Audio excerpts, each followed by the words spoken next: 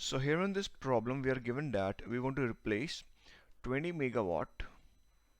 fossil fuel power station to 20 megawatt solar power station,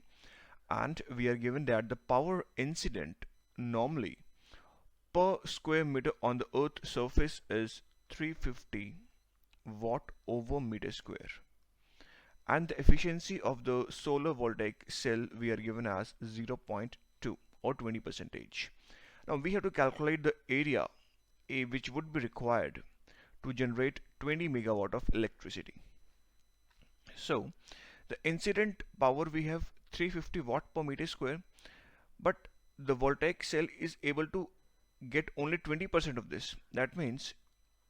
if we multiply Pi times the efficiency, this much of power is produced per meter square by a single voltaic cell, or by a voltaic cell in 1 meter square area.